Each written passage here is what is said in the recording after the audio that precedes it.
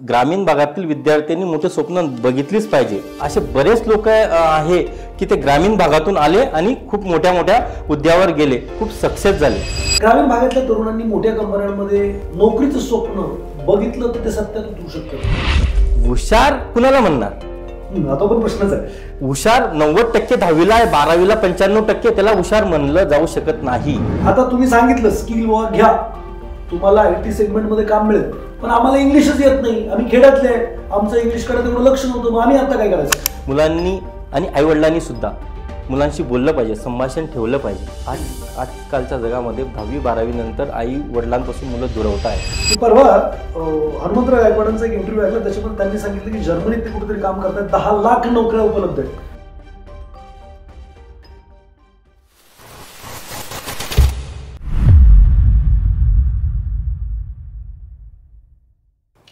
नमस्कार मित्रांनो, विजेता कॉर्नर द रिअल हिरो या पॉडकास्टमध्ये मी तुमचं सगळ्यांचं स्वागत करतो।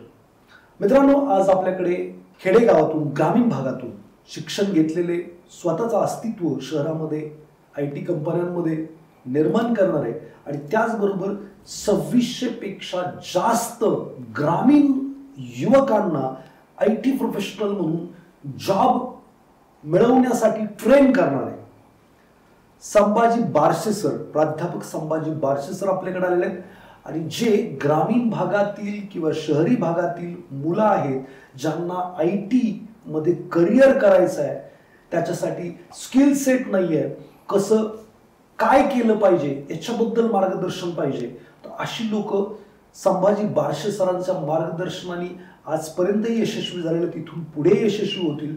आणि त्यांनी कसं त्यांच्या आयुष्य स्ट्रगल मधून एका खेडेगावातून येऊन पुण्यासारख्या शहरामध्ये स्वतःला एस्टॅब्लिश करणं, मोठ्या मोठ्या कॉलेजेसमध्ये गेस्ट लेक्चरर म्हणून जाणं किंवा मार्गदर्शन करणं, हे सगळं अचिव्हमेंट केलेलं आहे। त्यांची प्रामाणिक इच्छा आहे की ज्या मुलांना योग्य रस्ता भेटत नाही आहे, ग्रामीण भागातले असतील शहरी भागातले असतील, त्यांना योग्य मार्ग दाखवायचा। त्यांचे विविध कोर्सेस आहेत, त्याच्या माध्यमातून ते स्किल सेट देतात, त्याच्यामुळं 5 लाखापासून आतापर्यंत 15 लाखापर्यंत उत्पन्न त्या 2600 विद्यार्थी आजच्या तारखेला कमवतात। तर स्वागत करत आपण संभाजी बारशे सरांचं आपल्या विजेता कॉर्नरमध्ये। सर, तुमचं सहर्ष स्वागत। धन्यवाद सर।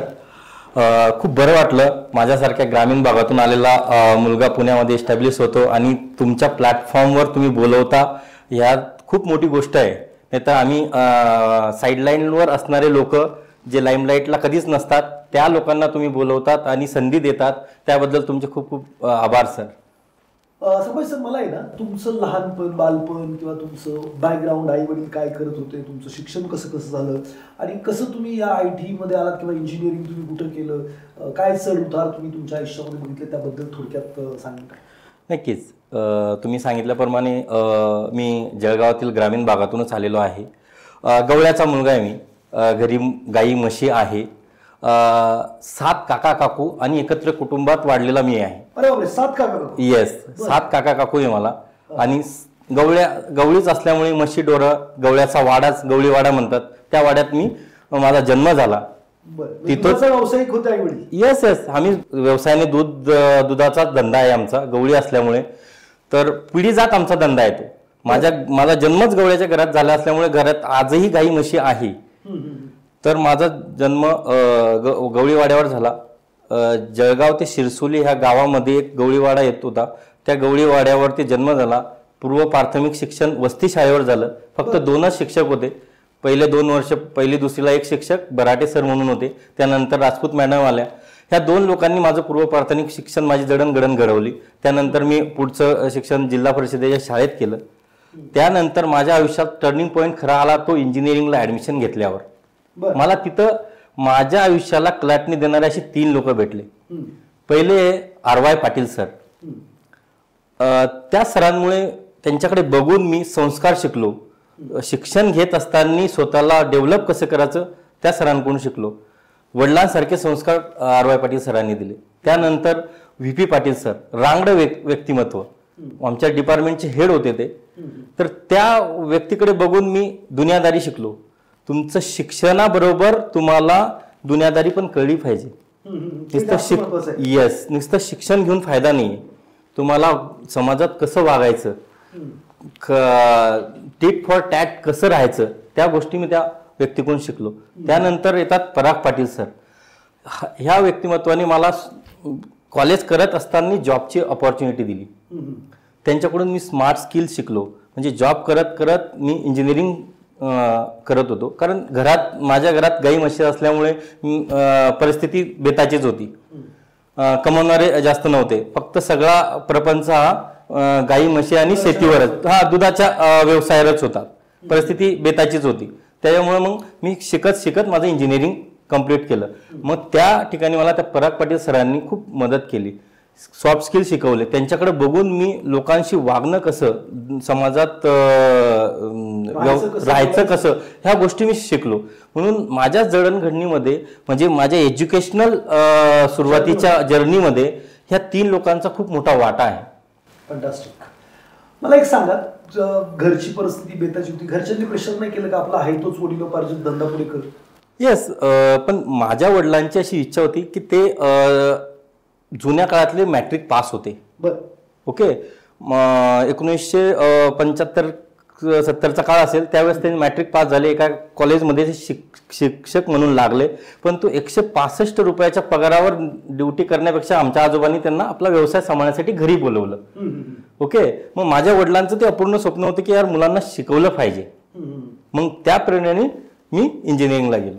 ओके, बघा खेडेपाड्यातली जी मुलं असतात त्यांना एक तर मोठी स्वप्न पडतच नाहीत, किंवा पडायला जर लागली तर घरचे लगेच त्याला व्यसन घालतात की बाबा नाही, हे मोठी स्वप्न आपली नाहीत. मला सांगा, खेड्यापाड्यातल्या लोकांनी खरंच IT ज्या काही चकाचक कंपन्या आहेत किंवा जे मोठे मोठे सॅलरीचे पॅकेजेस आहेत त्याचं स्वप्न बघितली पाहिजेत का नाही बघितली पाहिजे? नक्कीच. आज ग्रामीण भागातील विद्यार्थ्यांनी मोठे स्वप्न बघितलीच पाहिजे. असे बरेच लोक आहे की ते ग्रामीण भागातून आले आणि खूप मोठ्या मोठ्या हुद्द्यावर गेले, खूप सक्सेस झाले. आता भारतरत्न डॉक्टर APJ अब्दुल कलामांचंच उदाहरण घ्या. रामेश्वरम सारख्या एखाद्या तामिळनाडूत रामेश्वरम म्हणून गाव आहे, तिथून ते आले, मिसाईल मॅन म्हणून उदयास आले. त्यानंतर भारतरत्न म्हणून त्यांना किताब दिला जातो. ही खूप छोटी गोष्ट नाही आहे, खूप मोठी गोष्ट आहे. आणि पूर्ण भारताला इन्स्पायर केलं त्यांनी. इन्स्पायर द नेशन म्हणून त्यांचं एक सिरीज चालली होती. त्यानंतर पुण्यातीलच एक हनुमंतराव गायकवाड BVG इंडियाचे चेअरमन आहे. एकदम साधारण व्यक्तिमत्व. साताऱ्याजवळ येस साताऱ्याजवळ रहमतपूर गाव आहे, खेडेगाव आहे. तिथून हा व्यक्ती येतो पुण्यात. आज 70,000 लोक त्याच्या कंपनीमध्ये काम करतात. म्हणून खेडेगावातील मुलांनी स्वप्न का नाही बघू? जर तुमच्यात जिद्द असेल, चिकाटी असेल, काम करण्यासाठी कोणाची प्रेरणा लागत असेल तर APJ अब्दुल कलामांसारखं उदाहरण घ्या, हनुमंतराव गायकवाडांसारखं उदाहरण घ्या. त्यांच्याकडे बघून तुम्ही पुढे येऊ शकतात आणि आपलं भविष्य घडवू शकतात. आज भारत हा ग्रामीण भागातील खेड्यातलाच देश आहे, त्याच्यामुळे खेड्यातीलच लोक पुढे जाऊ शकतात आणि जात आहे. ग्रामीण भागातल्या तरुणांनी मोठ्या कंपन्यांमध्ये नोकरीचं स्वप्न बघितलं तर ते सत्यात उतरू शकतं का? नक्कीच सत्यात उतरू शकतात. ग्रामीण भागातील विद्यार्थ्यांनी स्वप्न बघितलंच पाहिजे. आणि आज डिजिटल युगामध्ये खूप काही साधनं आहे, त्यांना पुणे मुंबईत येण्याची गरज नाही आहे. घरी बसून सुद्धा ते स्वतःला IT स्किल अपडेट करू शकतात, नवीन नवीन कोर्सेस शिकू शकतात, घरी बसून इंटरव्ह्यू देऊ शकतात आणि मोठ्या कंपन्यांबरोबर काम करू शकतात. आता आजच्या जगामध्ये ती गोष्ट एकदम साधारण राहिलेली आहे. सुरुवातीच्या काळात कसं होतं की मुंबईला कसं येणार, पुण्याला कसं येणार, खूप अडचणी होत्या. पण आजच्या काळामध्ये इंटरनेटच्या माध्यमातून ऑनलाईन कोर्सेस शिकून मुलं खूप उच्चपदस्थ अधिकारी बनू शकतात. कोणकोणते कोर्स केले पाहिजे त्याच्यामध्ये? आता बघा, माझ्या ग्लोबल टेक्सिसमध्ये 25 प्रकारचे कोर्सेस चालतात. डेटा सायन्स आहे, सॉफ्टवेअर टेस्टिंग आहे, SAP आहे, ERPचे बरेच कोर्सेस आहे, इथिकल हॅकिंग आहे, सायबर सिक्युरिटी आहे, त्यानंतर जावा आहे. ह्या प्रकारचे कोर्सेस आपण रन करतो. ह्या कोर्सेस आपण ऑनलाईन आणि ऑफलाईन दोन्ही माध्यमातून उपलब्ध करून देतो. ग्रामीण भागातील शेवटातला शेवटाचा जो मुलगा असेल तिथपर्यंत आम्ही पोहोचतो. त्याच्याकडे उपलब्ध साधन जेवढे असतील तेवढ्या साधनांवरती आपण शिकवतो. मोबाईल असेल, लॅपटॉप असेल, त्याच्याकडे PC असेल, त्या माध्यमातून आपण त्यांना ऑनलाईन सेशन देतो आणि शिकवतो. शिकवल्यानंतर त्यांना 3 महिन्याचं ट्रेनिंग देतो. 3 महिन्याचं ट्रेनिंग झाल्यानंतर interview preparation, mock interview, resume formatting आणि प्लेसमेंट सपोर्ट ह्याच्यासाठी एक सेपरेट टीम आपल्याकडे आहे. त्या टीमच्या माध्यमातून त्यांना ग्रो केलं जातं, ग्रूम केलं जातं आणि पाहिजे तसं मटेरियल मार्केटला प्रोव्हाइड केलं जातं. कंपन्यांना जर का स्किल वर्क सेट मिळाला त्यांना पाहिजे तशा रिक्वायरमेंटनुसार तर कंपन्या लवकर मुलांना घेतात, चांगल्या प्रकारावरती नक्कीच घेतात. आणि माझ्याकडे असणारे मुलं 5 लाखापासून तर 15 लाखांच्या पॅकेजेसला आज भारतभर काम करत आहेत मुलं. बरं, काय शिक्षण असलं पाहिजे हे कोर्सेस करण्यासाठी बेसिक? तुमच्याकडे ग्रॅज्युएशन जर असेल कोणतंही, तुम्ही इंजिनिअरिंगचं ग्रॅज्युएशन असेल, BA असेल, BCom असेल, BSc असेल, B फार्मसी असेल, कोणताही ग्रॅज्युएशनवाला मुलगा जर घरी बसलेला असेल, ग्रॅज्युएशन नंतर काय करू हा प्रश्न त्याच्या मनात असेल तर त्यांनी ग्लोबल टेक्सिसच्या माध्यमातून आमच्याशी कनेक्ट केलं पाहिजे. ग्लोबल टेक्सिस ही अशी संस्था आहे की मॅक्झिमम 80% ग्रामीण भागातील मुलांना प्रोत्साहन देत असते, 20% शहरी भागातील मुलांना प्रोत्साहन देते. असं काही नाही की ग्रामीण आणि शहरी, पण मी ग्रामीण भागातील असल्यामुळे माझा स्वतःचा असा विश्वास आहे की ग्रामीण भागातली मुलं ही प्रचंड मेहनती असतात. त्यांना जर का तुम्ही राईट डायरेक्शन दिलं की त्यानंतर ते खूप पुढे जातात. 2600 मुलं आज माझ्या मार्केटला आहे, त्याच्यापैकी 90% मुलं हे ग्रामीण भागातले, जळगाव, धुळे, नंदुरबार, चाळीसगाव, पुणे, सातारा, सांगली, सोलापूर ह्या भागातले आहे. फंटास्टिक. म्हणजे ज्यांचं ग्रॅज्युएशन झालंय, ग्रॅज्युएशन झाल्यानंतर नोकरी मिळत नाहीये, मिळाली तर 10-15 हजारापेक्षा जास्त तुम्हाला पगार मिळत नाहीये, आयुष्यभर रडत बसायचं आहे, काहीतरी स्किल वाढवून चांगल्या पगाराला कामाला जायचं आहे. मित्रांनो, मी फायनान्समध्ये काम करतो, फायनान्शियल लिटरसी हा सब्जेक्ट मी लोकांना शिकवतो. बरेचसे लोक माझ्याकडे येतात, सर आम्हाला 2000 रुपयाची SIP करायची, आमचा 10,000 रुपये पगार आहे. मला सगळ्यात पहिलं तर लाज वाटते त्या व्यक्तीला काय सांगायची. सगळ्यात पहिलं तर 10,000 15,000 पगाराने तुम्ही नोकरी करता ही फार मोठी चूक आहे. कारण काय, तुम्ही फिजिकल एफर्ट घेताय. बघा मित्रांनो, भाजीवाला फिजिकल एफर्ट घेतोय आणि दररोज भाजी आणतोय, विकतोय, म्हणजे काय की तो गरीबच राहणार आहे. जो वेळ आणि एफर्ट देऊन पैसे कमवतो गरीब. ज्याच्याकडे स्किल आहे त्याला कंपनी हायर करा. तुमच्याकडे एखादं सॉफ्टवेअरचं स्किल आहे, तुमच्याकडे एखादं सेल्सचं स्किल आहे किंवा जे काही स्किल आहे, स्किल असेल तर तुम्हाला चांगली पगाराची नोकरी मिळू शकते, तुमचं अर्निंग वाढू शकतं. मित्रांनो, जर 10,000 रुपये वाचवताय तर जास्तीत जास्त बचत किती करू शकाल? 2,000 रुपये. पण हे 2,000 जर एखादा पैसे वाचून जर एखादा स्किल सेट तुम्ही कोर्स केला, तुमच्या जी फील्ड निवडायची त्याच्यामधला एखादा कोर्स केला, स्किल घेतलं, तर तो 10,000चा पगार 50,000 होऊ शकतो, 1,00,000 रुपये होऊ शकतो. आणि याच्यासाठी ग्लोबल टेक्सिस खूप मदत करू शकतं. आता बऱ्याच लोकांना हे पण वाटेल की आम्ही प्रमोशन करतोय. मित्रांनो, प्रमोशन नाहीये. तुम्हाला जर खरंच काहीतरी आयुष्यामध्ये करायचं आहे तर स्किल वाढवणं गरजेचं आहे. स्किल वाढवलं तर अर्निंग वाढेल, अर्निंग वाढलं तर सेव्हिंग वाढेल, सेव्हिंग वाढलं तर लवकरात लवकर फायनान्शियल फ्रीडम घेता येईल.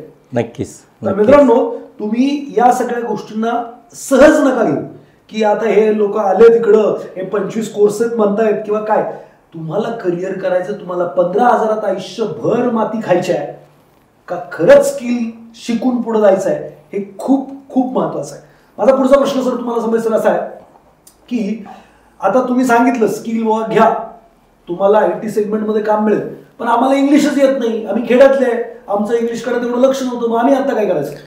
नक्कीच इंग्लिश हे गरजेचंच आहे, परंतु ती सक्सेस होण्यासाठी अट नाही.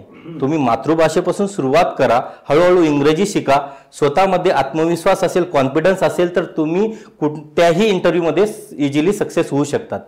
म्हणून मी ग्रामीण भागातील विद्यार्थ्यांना का म्हणतो मी तुमचा कोर्स करण्यामध्ये इंग्लिश शिकून घ्यायचं नाही, आम्हाला भीती आहे इंग्लिश. नाही, इंग्लिश ही अटच नाही. तुमच्यात हार्डवर्क, तुमच्यात चिकाटी असेल, हार्डवर्क करण्याची क्षमता असेल, तुम्ही धडपडण्यासाठी रेडी असाल तर आम्ही त्या मुलांना इंटरव्ह्यूचं प्रिपरेशन करून घेणार, रिझ्यूम फॉर्मॅटिंग करून घेणार आणि प्लेसमेंटसाठी सपोर्ट करणार.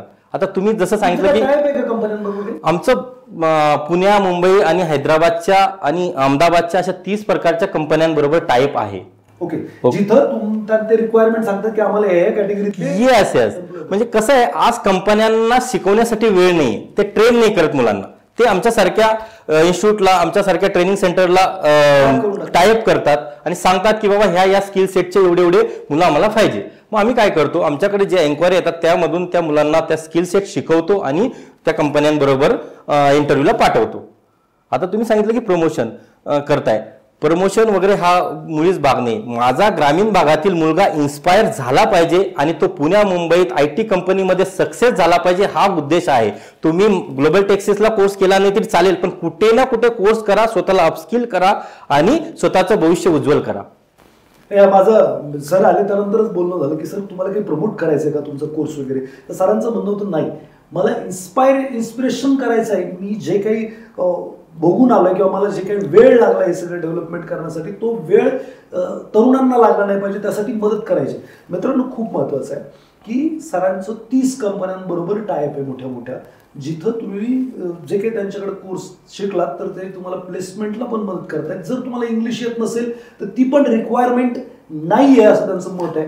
तर रडत बसायचं आहे का चॅलेंज घेऊन पुढे जायचं आहे, हा एक मोठा विषय. बरेचसे पालक लोक असं म्हणतात की सर काहीही शिका, नोकऱ्याच नाही आहेत, किंवा आमच्या मराठवाड्यात तर तो विषय कंटिन्यू असतो की नोकरीच भेटत नाही किंवा असं काहीतरी रडगाणं चाललेलं असतं. बरोबर, मराठवाडा असो खानदेश असो हा थोडा मागासलेला एरिया आहे, शिक्षणाचं थोडं प्रमाण कमी आहे. तर जे पालक असे म्हणतात की शिकून काही उपयोग नाही, तर मी त्या पालकांना माझं म्हणणं आहे की तुमचा मुलगा फक्त ग्रॅज्युएशन किंवा पदवी घेऊन फायदा नाही आहे. पदवी बरोबर एखादा कोर्स, एखादा आजच्या जगात लागणारं स्किल जर त्या मुलाकडे असेल, हार्डवर्क करण्याची, चिकाटी असण्याची आणि धडपडण्याची ताकद असेल तर तो मुलगा जरूर सक्सेस होणार. म्हणून असं नाही आहे की शिकून काही उपयोग नाही. त्या तशा मानसिकता ज्यांची असेल त्यांनी मला कनेक्ट करा, मी त्यांना सांगेल की तुमचा मुलगा किंवा मुलगी असेल त्यांचं भविष्य कुठे आहे. बरोबर. काय होतं ग्रामीण भागातल्या पालकांचं किंवा ज्यांचं एज्युकेशन कमी, त्यांचा प्रॉब्लेम हाच होतो की मुलगा 10वी 12वी झाला, ग्रॅज्युएट झाला, आता किती दिवस शिकवायचं, आणि ग्रॅज्युएट झाल्यानंतर तर मुलालाही दिशा माहीत नसतात. आई वडील तर अडाणीच आहेत. म्हणजे माझ्याबद्दल म्हणाल तर 10वी नंतर काय शिक्षण असतं हे मलाही माहित नव्हतं, माझ्या आई वडिलांनाही माहित नव्हतं. पुढे कोणीतरी सांगितलं आर्ट असतं, सायन्स असतं, काय कॉमर्स असतं, बस एवढंच होतं. मग सोपं कोणतं, तो आर्ट. काय होणार माहित नाही. मग मी तर पुढे शिकलो नाही, बट जी मुलं शिकली ती ग्रॅज्युएट झाली, पण त्यांना त्याच्या पुढे काय करायचं माहित नाही, आणि ते कुठंतरी कारकून म्हणून काम करतायत, कुठेतरी ऑफिसमध्ये कामाला लागले, ऑफिस बॉय म्हणून आज आयुष्यभर तेच करतायत. पण हे जर तुमच्यासारखं मार्गदर्शन, मला तुमचा कन्सेप्टच खूप आवडला जेव्हा मला कळलं की असे सर आहेत आणि त्यांनी 2600 पेक्षा जास्त लोकांना कंपन्यांमध्ये रोजगार मिळवून द्यायला मदत केली आहे, तर मला हा कन्सेप्ट खूप आवडला की म्हटलं नाही, सरांना बोलवलं पाहिजे आणि ती दिशा द्यायला मदत केली पाहिजे. आता याच्यामध्ये अजून एक विषय येतो की IT कंपनीत काम करायचं, मोठी मोठी नावं ऐकतो, बऱ्याचशा लोकांना असं वाटतं की मी अभ्यासात ठीकठाकच आहे बाबा, मला काय असे आउट ऑफ मार्क पडलेले नाही आहेत, इंग्लिशमध्ये नाही आहेत, गणितात नाही आहेत, कशातच नाही आहे. सो आउट ऑफ नाही आहे तरी सुद्धा माझं करिअर होऊ शकतं का? तुमचे जे काही म्हणजे स्किल सेट, ITचा जो स्किल सेट आहे तो अक्वायर करून माझं मोठ्या मोठ्या कंपनीमध्ये करिअर होऊ शकतं का, असा माझा प्रश्न आहे. कसं आहे, तुम्ही जसं म्हटलं की मी अभ्यासात ठीकठाक आहे. ग्रामीण भागातील मुलं जिल्हा परिषदेच्या, म्युनिसिपल कॉर्पोरेशनच्या शाळेत शिकलेले असतात, इंग्लिशचं प्रमाण कमी असतं, ते स्वतःला कमी लेखत असतात. परंतु नाही, ग्रामीण भागातीलच विद्यार्थी हार्डवर्किंग असतो. सक्सेसची रेखा अशी नाही की मी आउट ऑफ मार्क आहे, मला 90% आणि 95% आणि मी आजच्या जगात सक्सेस होईल. नाही, जो मुलगा ॲव्हरेज आहे 50%, 55%, 60% हा टक्के असणारा मुलगा सुद्धा जर हार्डवर्क करण्याची तयारी असेल, स्वतःमध्ये आत्मविश्वास असेल, कॉन्फिडन्स असेल, तर आजच्या डिजिटल युगामध्ये सक्सेस होऊ शकतो. आणि त्याच्यासाठी खूप वेगवेगळ्या प्रकारचे माध्यमं आहे. म्हणजे मी असं म्हणेल की इंटरनेटचं माध्यम खूप लोकांपर्यंत आज खेडेगावापर्यंत पोहोचलेलं आहे. त्या माध्यमातून सगळ्या गोष्टी त्यांच्या वन टिपवर अवेलेबल आहे. त्याच प्रकारे त्यांनी जर का त्या नॉलेजचा, त्याचा फायदा जर का पॉझिटिव्हली केला आणि आमच्यापर्यंत पोहोचले, किंवा कुठेही भारतात कुठेही कोणत्याही ITचा स्किल सेट घेऊन शिकून पुढे गेले तर नक्कीच ते यशस्वी होऊ शकतात. ओके, म्हणजे फार काही तुम्ही हुशार असण्याची आवश्यकता नाही. नाही नाही नाही नाही, हुशार कुणाला म्हणणार? आता पण प्रश्नच आहे. हुशार 90% 10वीला आहे, 12वीला 95%, त्याला हुशार म्हणलं जाऊ शकत नाही. ओके, तुम्ही 10वी 12वीला, बरेच मुलं मी बघतो 10वी 12वीला कॉन्व्हेंटला शिकतात, हुशार असतात, परंतु ते मुलं पुढे सक्सेस होत नाही. पण आपला आपला स्टेट बोर्डाचा मुलगा असेल, जिल्हा परिषदमध्ये शिकलेला असेल, तो मुलगा पुढे जाऊन हार्डवर्क करतो, इंजिनिअरिंग करतो आणि मोठ्या मोठ्या कंपन्यांमध्ये काम करतो. अशी सक्सेसचे उदाहरणं माझ्याकडे आहे. जळगावातील विठ्ठल उच्चम नावाचा मुलगा आहे, पत्र्याचं घर आहे, आमच्याच गवळी समाजाचा आहे, वाड्यात गाई म्हशी आहे, 12 लाखाच्या पॅकेजवर पुण्यात काम करतोय. अभिमान आहे त्यांच्या आई वडिलांना. तो शिकला, त्यांनी स्किल अपडेट केलं आणि तो उच्च पदावरती काम करतोय. Right right. माझं स्वतःच एक एक्झाम्पल आहे. मी आहे ना MTC memory training centre happy thoughts, तिथे एक इंग्लिश स्पोकन इंग्लिशचा कोर्स केला होता. तिथं रणजित डेपे नावाचा एक विद्यार्थी होता, मराठवाड्यातून बिलॉंग करत होता. आम्ही दोघं असे होतो की आम्हाला मराठी नीट बोलता येतो, आमचा टोन मराठवाड्यातला होतं सगळं काय. आजच्या तारखेला सॉफ्टवेअर टेस्टिंगला एका मल्टीनॅशनल कंपनीबरोबर ते काम करतात. UK ला त्यांचं ऑफिस आहे. He is the head of that team आणि त्यांचं शिक्षण 10वी आहे. अरे बापरे. आणि इंग्लिश त्यांना पण मला येत नव्हतं नीट आणि मला पण येत नव्हतं. सो आम्ही जरा एकाच मापातले होतो, आम्ही जरा जवळजवळच होतो. अच्छा.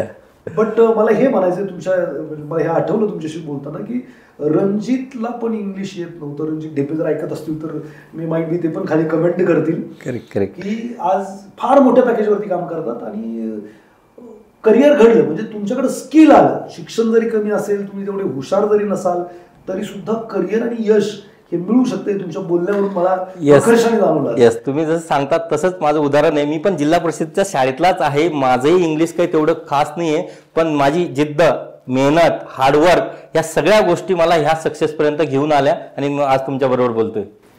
एक्झॅक्टली. पण बऱ्याचशा लोकांना असं पण वाटतं की यार माझ्या पुण्या मुंबईला कोणी राहत नाही, मला कोणी आधार नाहीये किंवा गावातनं पण असं काही बॅकग्राऊंड मोठं नाहीये. मग अशी स्वप्न बघणं वेडेपणा आहे का? मोठी स्वप्न नाही, मुळीच नाही. आपलं आधी तुम्ही विचारलेल्या प्रश्नामध्ये त्याचं उत्तर आहे की ग्रामीण भागातील मुलांना पुणे मुंबईतच आलं पाहिजे असं गरजेचं नाही. ऑनलाईन बऱ्याच प्रकारचे कोर्सेस ऑनलाईन उपलब्ध आहे. तुम्ही खूप माफक दरात ते कोर्सेस करू शकतात, घरी बसून अभ्यास करू शकतात. इंटरव्ह्यू सुद्धा आज ऑनलाईन होत आहे. करोना नंतरचा डिजिटल इंडिया खूप वेगळा झालेला आहे. मल्टीनॅशनल कंपन्यांचे इंटरव्ह्यू हे ऑनलाईन होत आहे. ओके, माझा एक विद्यार्थी जळगावातील पत्र्याच्या घरात राहून इंटरव्ह्यू देतोय. ही खूप वेगळी गोष्ट आहे. ही गोष्ट आधी होत नव्हती. आज माझा विद्यार्थी जळगाव असेल, धुळे असेल, नंदुरबार असेल, चाळीसगाव असेल, एखाद्या पत्र्याच्या घरात राहून इंटरव्ह्यू देतो लॅपटॉपवरती आणि मल्टीनॅशनल कंपन्यांबरोबर बोलतो आहे. ह्या गोष्टी करत असताना मला त्या विद्यार्थ्याची धडपड आणि आई वडिलांचा विश्वास खूप महत्वाचा वाटतो. कारण ऑनलाईन माध्यमातून तो मुलगा विदेशाच्या लोकांपर्यंत पोहोचतोय, फॉरेन डेलिगेट बरोबर कनेक्ट करतोय. ही गोष्ट म्हणजे जे गोष्ट तुम्ही सांगितली की मुंबई पुण्यात कुणी नाही राहायला, पहिले होतं नातेवाईक आहे तर त्याच्या घरी राहायचं, मग कुठेतरी कोर्स करायचा, असं मुळीच नाही. तुम्ही घरी बसून माफक दरात ऑनलाईन असलेले कोर्सेस करू शकतात आणि स्वतःचं भविष्य उज्ज्वल करू शकतात. मिनिमम काय फी असते कोर्सची? कोर्सेसची फी ही वेगवेगळ्या प्रकारची असते. जर का एखादा ग्रॅज्युएट इंजिनियर असेल तर 30,000पासून तर 50,000पर्यंत फीज आहे. फीज हा मेन उद्देशच नाहीये. मुलगा जर का टॅलेंटेड असेल, हार्डवर्क असेल तर फीज हा एक फक्त एक्सप्रेशन आहे. त्याला आम्ही बरंच हेल्प करतो. इन्स्टॉलमेंट आहे, नो कॉस्ट EMI आहे. आणि मी असं म्हणत नाही की ग्लोबल टेक्सेसकडेच तुम्ही कोर्स करा, कुठेही करा, पण स्वतःला डेव्हलप करा. खूपच छान. मित्रांनो, आयुष्यभर रडत जगायचंय 10,000च्या पगारावर, 15,000च्या पगारावर किंवा कामच नाही अशा अवस्थेत. किंवा आता बघा, हा विषय राहिलेला नाही की पुण्या मुंबईला जा, तिकडं राहायची व्यवस्था करा, खायची व्यवस्था करा, मग कोर्स लावा, मग शिका, याची गरज राहिलेली नाही. ऑनलाईननी आता तुमच्या घरात ते शिक्षण आणलंय. फक्त हा प्रश्न स्वतःला विचारायचा आहे की खरंच मला सक्सेस मिळवायचं आहे का? खरंच मला माझी स्वप्न पूर्ण करायची आहेत का? खरंच मला ते सुख, समाधान, यश मिळवायचं आहे का? आणि जर हो तर थोडंसं एफर्ट घ्यायला लागेल. घरात बसून शिकू शकता. ते कोर्सची फी नगण्य आहे किंवा असं म्हणता येईल की फारच कमी आहे. जर सरांनी मी ऐकलं की 2600 लोकांमध्ये 5 लाख ते 15 लाख 20 लाख असे पॅकेजेस घेतात. मिनिमम 5 लाख. 5 लाख म्हणजे महिन्याचा पगार पण नाही आहे 30,000 रुपये, तसा विचार करा. आणि स्किल अक्वायर जर नाही करणार तर मग तुम्ही अपेक्षाच नाही करू शकत की सक्सेस मोठं काही मिळेल. करेक्ट. डेफिनेटली मला असं वाटतं की सरांनी जो सांगितलं EMIचं ऑप्शन सांगितलं आणि सरांचं हे खूप छान होतं की तुम्ही कुठे पण करा. त्यांच्याकडे केलं तर ते मला जेन्युइन वाटले, म्हणून मी त्यांना म्हटलं की येस वी विल डू दिस. पण नक्कीच असा विचार करा की स्किल वाढवायचं आहे का आयुष्यभर रडायचं आहे. मित्रांनो, कारण जग आता तुमच्याच प्रश्नाचा पुढचा पाठ करतो सर. जगामध्ये खूप कॉम्पिटिशन आहे. आता आपला भारत देश डेव्हलपिंग कंट्री आहे. त्या प्रकारे अमेरिका, US, UK, जर्मनी हे देश खूप पुढे आहे. ह्या लोकांकडे ऑलरेडी डेव्हलपमेंट पोचलेली आहे. आपल्या ग्रामीण भागाकडे आता डेव्हलपमेंट जाते. ओके, त्या विद्यार्थ्यांनी डेव्हलपिंग कंट्रीमधील एक विद्यार्थ्यांनी जर का स्किल अपडेट केलं, त्या परिवाराचा, त्याच्या आईवडिलांचा, त्याच्या समाजाचा, त्याच्या देशाचा, त्याच्या म्हणजे भारत देशाचा उद्धार होतो, राष्ट्र निर्माणाचं कार्य होतं. एखादा व्यक्ती जर म्हणत असेल की नाही मी स्किल अपडेट नाही करणार, तो देशासाठी घातक आहे. एक्झॅक्टली. चौकात कारण बसून करेक्ट कुठेतरी गप्पा मारण्यापेक्षा, गावात टाइमपास करण्यापेक्षा तुम्ही स्वतःला सिद्ध करा, एखादं स्किल अपडेट करा आणि राष्ट्र निर्माणामध्ये हेल्प करा. मी परवा हनुमंतराव गायकवाडांचा एक इंटरव्ह्यू ऐकला, त्याच्यामध्ये त्यांनी सांगितलं की जर्मनीत ते कुठेतरी काम करतात, 10 लाख नोकऱ्या उपलब्ध आहेत. इव्हन जर्मन गव्हर्नमेंटच्या, जर्मन मधल्या एका स्टेटनी महाराष्ट्र स्टेट बरोबर करार केलाय जिथं 1 लाख नोकऱ्या उपलब्ध आहेत आणि त्यांची रिक्वायरमेंट थोडीशी जर्मन लँग्वेजची काहीतरी आहे. मला म्हणायचं की यार जर तुम्हाला 1-2 लाख रुपये सॅलरी मिळू शकते तर जर्मन लँग्वेज शिकायची जगाच्या बाहेरची गोष्ट थोडी आहे. काही स्किल करणं गरजेचं आहे. आणि माझं तेच म्हणणं आहे, म्हणजे तुम्हाला खूप मोठा काय म्हणता येईल त्याला ऑरा आहे अवेलेबल. कोणताही स्किल सेट, मी असं म्हणत नाही की तुम्ही एखादी टेक्नॉलॉजी शिका, लँग्वेज पण शिकू शकतात. मराठी असो, हिंदी असो, इंग्लिश असो, जर्मन असो, जापनीज असो, कोणतीही लँग्वेज करा. किंवा माझ्याकडे असणारे उपलब्ध कोर्सेस असेल, डेटा सायन्स असेल, आर्टिफिशियल इंटेलिजन्स असेल, मशीन लर्निंग असेल, सायबर सिक्युरिटी असेल, इथिकल हॅकिंग असेल, SAPचे मटेरियल मॅनेजमेंट, अबॅप असेल, त्यानंतर सेल्स अँड डिस्ट्रीब्युशन असेल, हा कोणताही कोर्स केल्यानंतर मी स्वतः तुम्हाला गॅरंटी देतो की तुम्हाला जॉब जगाच्या पाठीवर कुठेही मिळणार म्हणजे मिळणार. वाह, ग्रेट. म्हणजे जॉब हा विषयच नाहीये, तुमच्याकडे फक्त स्किल वाढवा आणि जॉब घ्या असंच म्हणायचं आहे. येस, स्किल वाढवा म्हणजे काय, तुमची स्वतःची मनाची तयारी करा, मला काहीतरी नवीन शिकायचंय. आजचं जग हे नवीन शिकण्याचं आहे.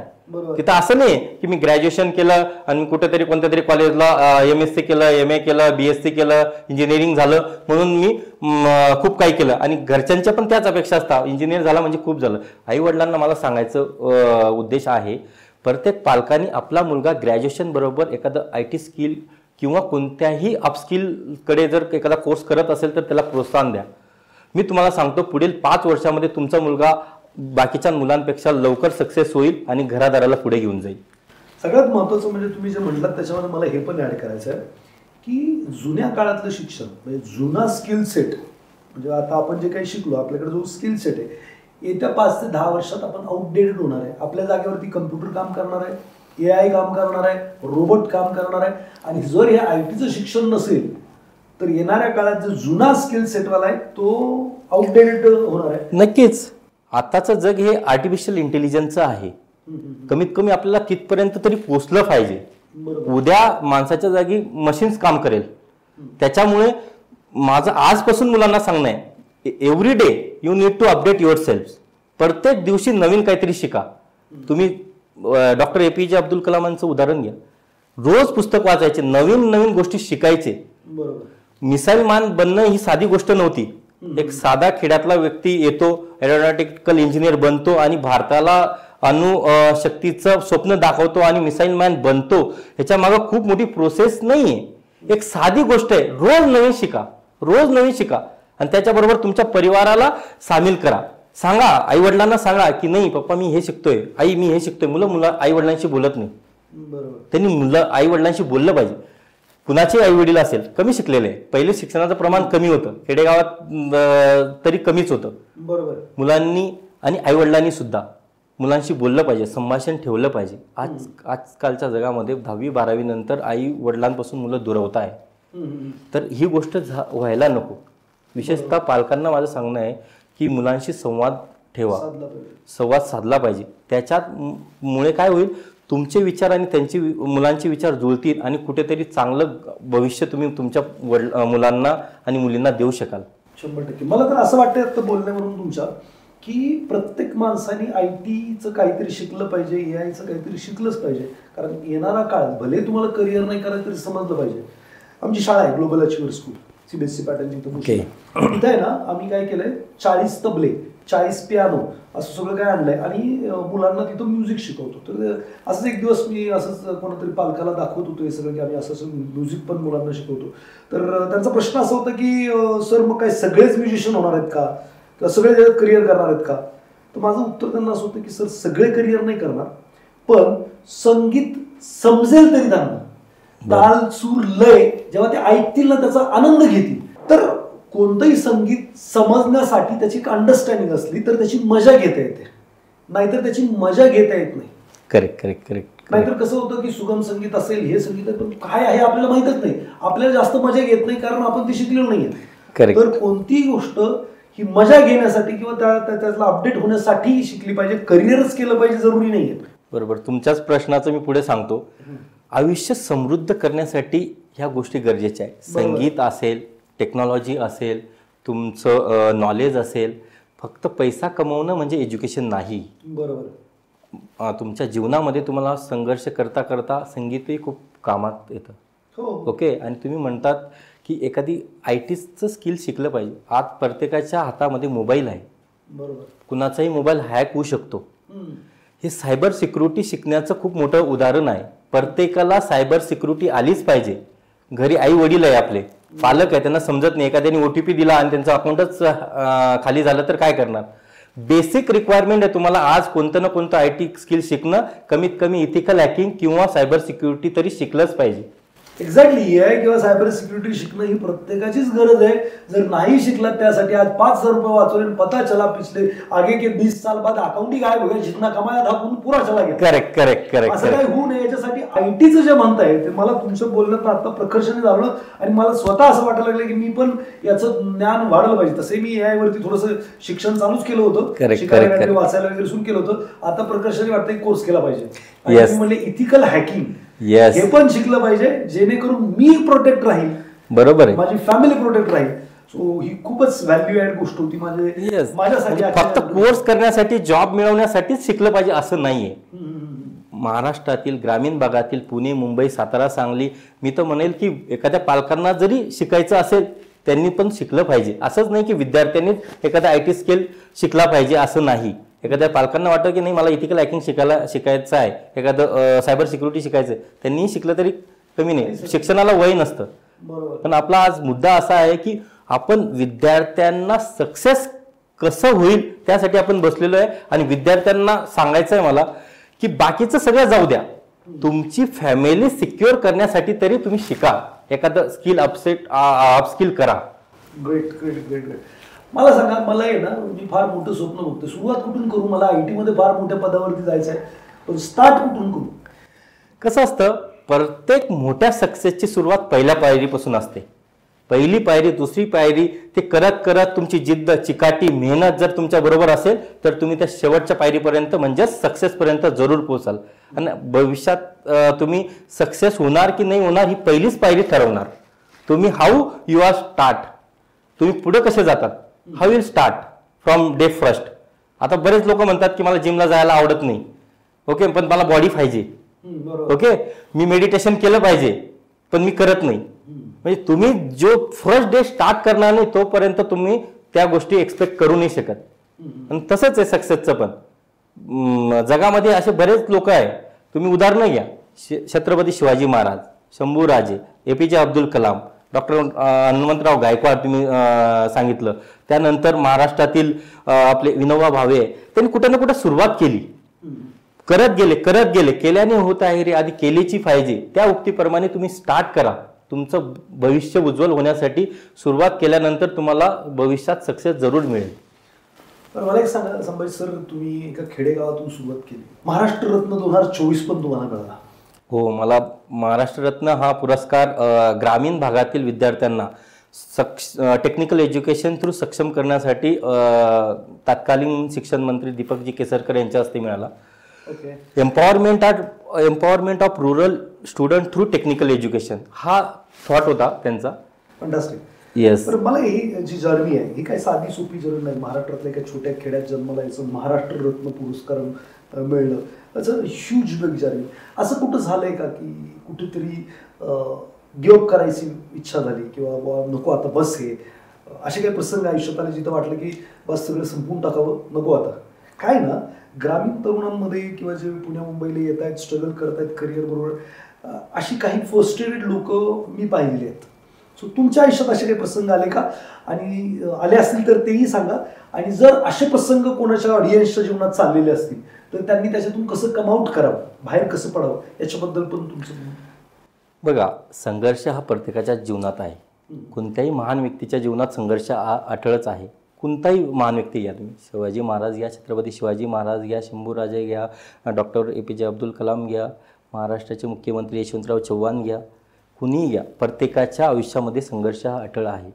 त्या संघर्षामध्ये पुढे जाऊन मेहनत, चिकाटी, सातत्य ठेवून जो पुढे जातो तोच सक्सेस होतो. आणि मला एखादा विद्यार्थी जर का फ्रस्ट्रेट असेल, आज हा इंटरव्ह्यू बघत असेल, त्याला सांगणं आहे, फ्रस्ट्रेट होऊन रडत बसण्यापेक्षा एखादं पाऊल पुढे टाकून सगळ्या गोष्टी मागे ठेवून पुढे जाणं शिकेल, जो व्यक्ती जो शिकेल तोच पुढे जाऊन सक्सेस होईल.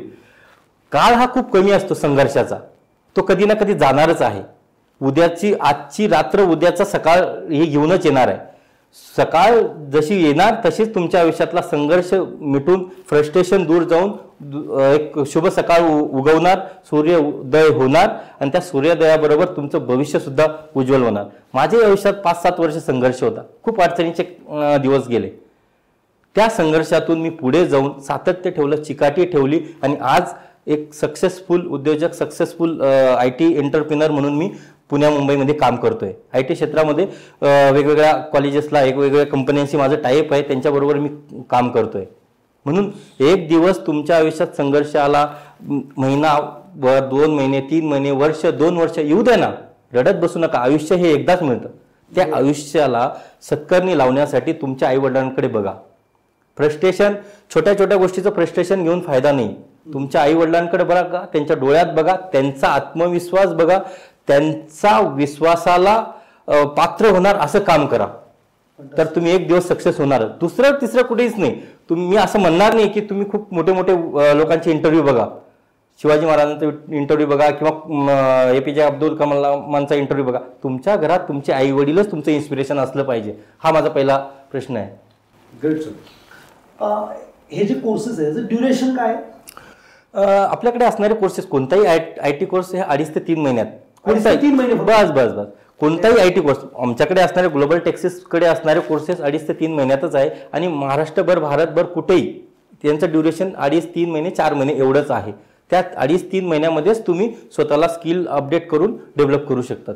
बस. आता माझा प्रश्न असा आहे की जी नेट, त्याच्यानंतर UPSC IPSC करणारे जे विद्यार्थी आहेत, बरोबर, खूप सारे अटेम्प्ट त्यांनी केलेले आहेत आणि तिथून ते सुटलेले नाहीत किंवा त्यांना ते सक्सेसफुली करता नाही आलेलं, आणि ते फर्स्ट्रेटेड आहेत. बरोबर.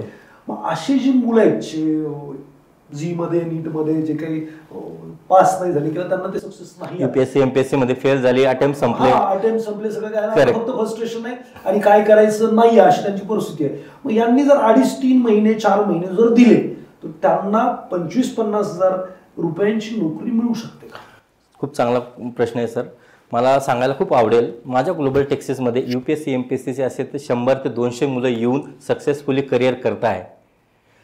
कसं असतं, ह्या मुलांमध्ये प्रचंड क्षमता असते, प्रचंड क्षमता असते. परंतु कसं आहे, आपले UPSC असे, MPSC असे, याची परीक्षा पद्धती ना खूप किचकट आहे. काही मुलांना समजते, काही मुलांना समजत नाही, त्यामुळे कुणी सक्सेस होतं, कुणी सक्सेस होत नाही. मग जे सक्सेस होत नाही त्या प्रत्येक मुलांना, मुलींना आणि त्यांच्या पालकांना मला सांगायचं आहे की फ्रस्ट्रेट होऊ नका.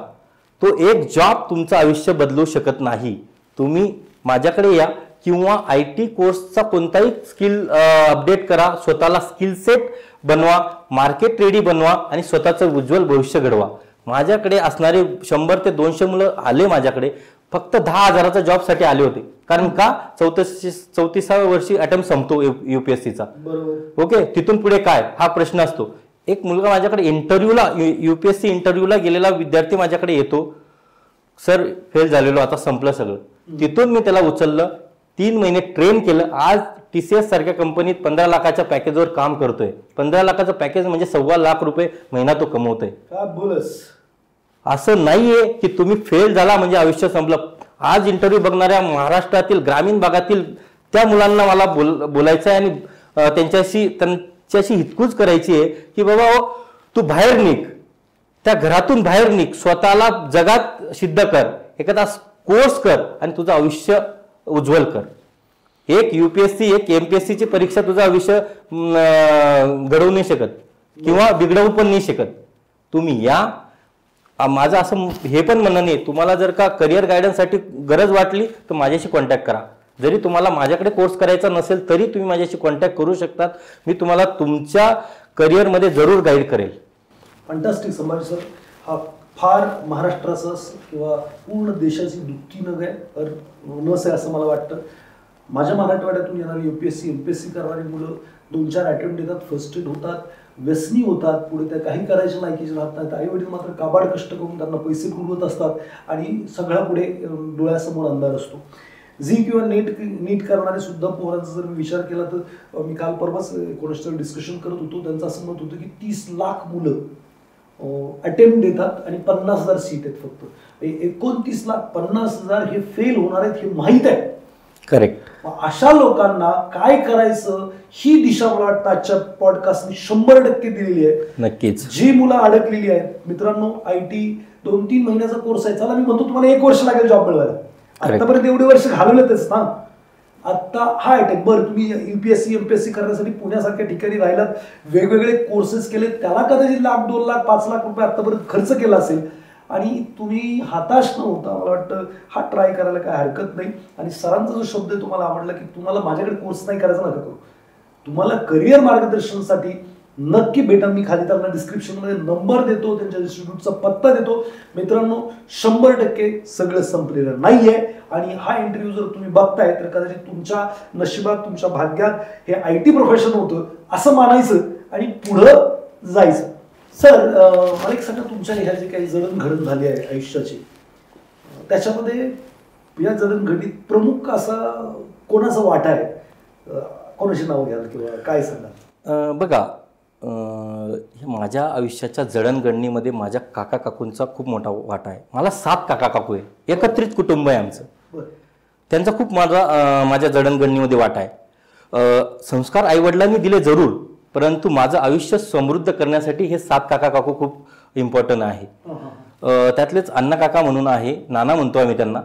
आयुष्यामध्ये लहानपणापासून डिसिप्लिन त्यांनी शिकवली. खूप स्ट्रिक्ट, कडक स्वभावाचे व्यक्तिमत्व, ते त्यांच्याकडून मी शिकलो. डिसिप्लिन कोणत्याही गोष्टीमध्ये, आजच्या जगामध्ये वावरताना मी डिसिप्लिन असतो. कोणत्याही गोष्टीला एखाद्याला टाईम दिला तर मी टाईमवर पोहोचत असतो.